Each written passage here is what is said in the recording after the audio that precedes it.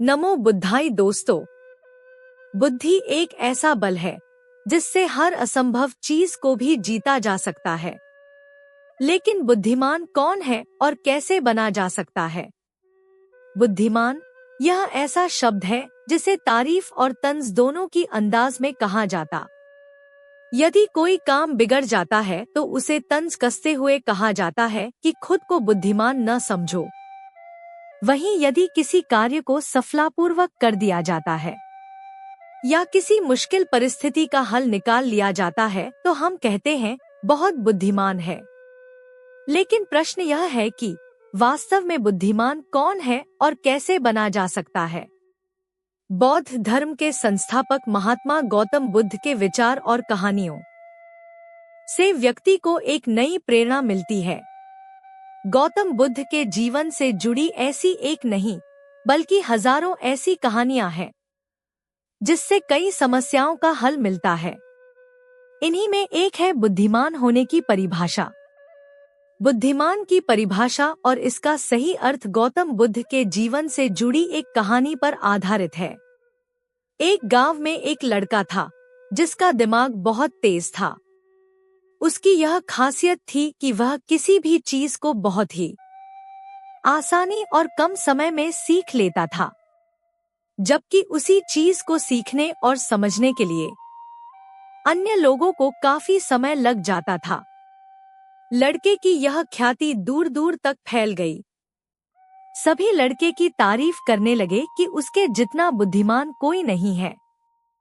लड़का चित्रकारी, मूर्ति बनाना, गीत गाना जैसे अन्य कई चीजों को जानता था। अपनी ख्याति को बढ़ाने के लिए वह अन्य काम और चीजों को भी सीखने लगा। इस तरह से उसे अपनी बुद्धिमत्ता पर अहंकार हो गया, क्योंकि वह साधारण व्यक्ति होकर कई असाधारण काम भी आसानी से करने लगा था। एक दिन लड़के का सामना भगवान गौतम बुद्ध से हुआ। लड़के को खुद पर बहुत अहंकार था और इस कारण उसे किसी से ईर्ष्या नहीं होती थी, क्योंकि वह खुद को ही श्रेष्ठ समझता था। लेकिन पहली बार उसे गौतम बुद्ध को देख ईर्ष्या हुई और वह अपनी तुलना बुद्ध के साथ करने लगता है। वह देखता है कि बुद्ध के पास भिक्षा मांगने के लिए एक कटोरा है और उसके पास अपार धन। बुद्ध ने साधारण वस्त्र धारण किए थे और उसके वस्त्र कीमती थे। बुद्ध नंगे पैर थे और वह नंगे पांव जमीन पर भी नहीं रखता था। इस तरह से लड़का एक नहीं बल्कि कई चीजों से गौतम बुद्ध के साथ अपनी तुलना करने लगा। हर चीज से तुलना करने के बाद वह मन ही मन सोचता है कि आखिर मैं इस भिक्षु के साथ अपनी तुलना क्यों कर रहा हूँ, जबकि इसका और मेरा जीवन बिल्कुल अलग है।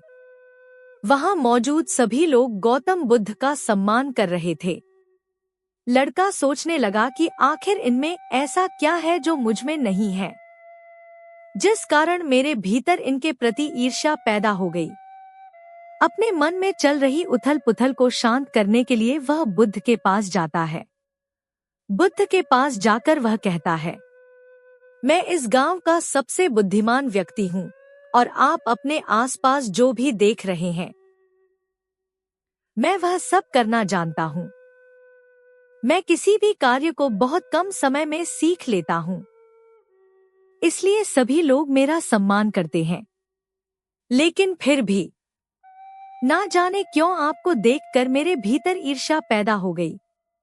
इसलिए मैं जानना चाहता हूँ कि आपकी उपलब्धि क्या है। सभी आपको इतना आदर सम्मान क्यों दे रहे हैं? लड़के के सवाल का जवाब देते हुए बुद्ध कहते हैं, मेरी कोई उपलब्धि नहीं है, लेकिन तुम कह सकते हो कि मेरी यही एक उपलब्धि है। बुद्ध लड़के से पूछते हैं, क्या तुम्हें निंदा अच्छी लगती है? लड़का कहता है कि भला किसे निंदा अच्छी लग सकती है? बुद्ध कहते हैं कि जो तुम्हें अच्छा और बुरा लगता है, मैं इनसे भी ऊपर हूँ। मुझे ना निंदा सताती है और ना अपनी प्रशंसा से प्रसन्न होता हूँ। यही अंतर है तुम में और मुझ में। बुद्ध कहते हैं, तुमने सैकड़ों काम सीखे, लेकिन सबसे जरूरी काम को सीखना भूल गए। लड़का पूछता है, कौन सा काम? बुद्ध कहते हैं कि क्या तुम्हें मन को नियंत्रण करना आता है? यह बात सुनकर लड़का समझ जाता है कि उसे बुद्ध से ईर्ष्या क्यों हुई। बुद्ध कहते हैं, जिसने संपूर्ण जगत जीत लिया लेकिन अपने मन को नहीं जीत पाया, उसने कुछ भी नहीं जीता।